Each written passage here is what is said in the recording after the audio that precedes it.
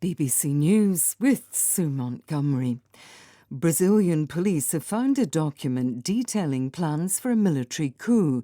It would have prevented the left-wing leader, Luiz Inácio Lula da Silva, from taking office on January the 1st. Here's Leonardo Rocha. Brazilian media have had access to a long report prepared by federal police on allegations that officials close to Mr. Bolsonaro were determined to block Mr. Lula da Silva's return to power after his narrow victory in the October elections. The 3-page document was a key part of that report.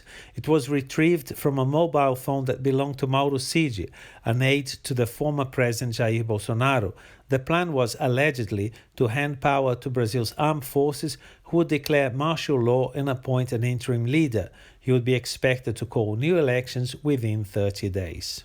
The US Secretary of State Antony Blinken says Washington has not changed its nuclear preparations, despite President Putin's confirmation that Russia has placed nuclear arms in Belarus. David Willis reports. Antony Blinken said the United States was closely monitoring Russian plans to transfer short-range nuclear weapons to Belarus, but added there was nothing to indicate that Vladimir Putin was planning to use such weapons.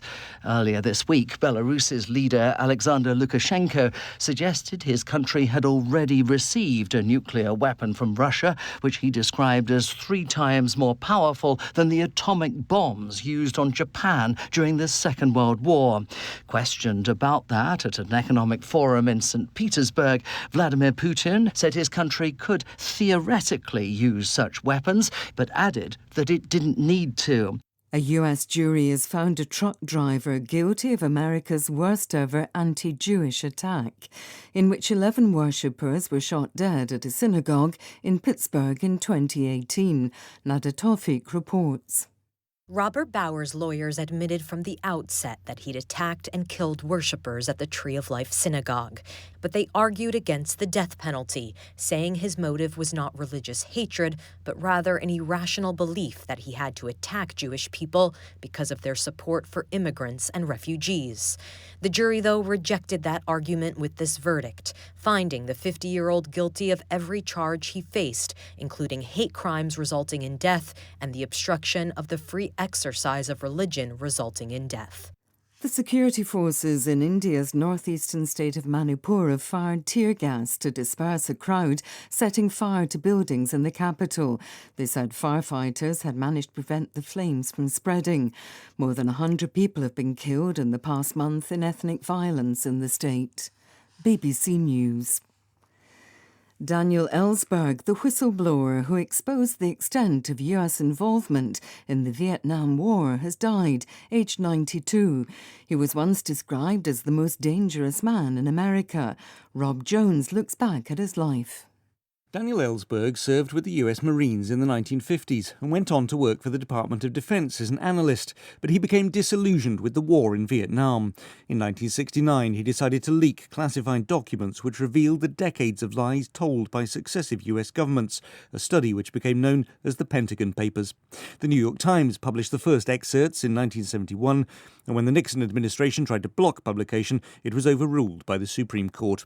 Ellsberg was charged and tried under the Espionage Act, but the case against him was dismissed. He became a leading campaigner for transparency and supported whistleblowers such as Chelsea Manning and Edward Snowden.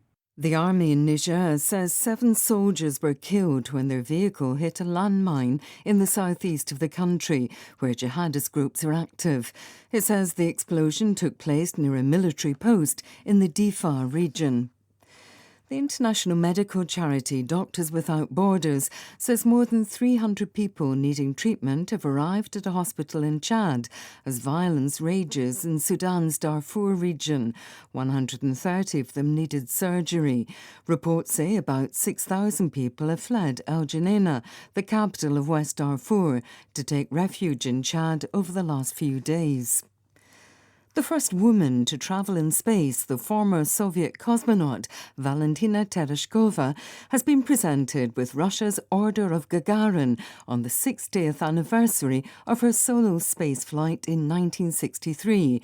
Ms. Tereshkova orbited the Earth 48 times over nearly 3 days. BBC News.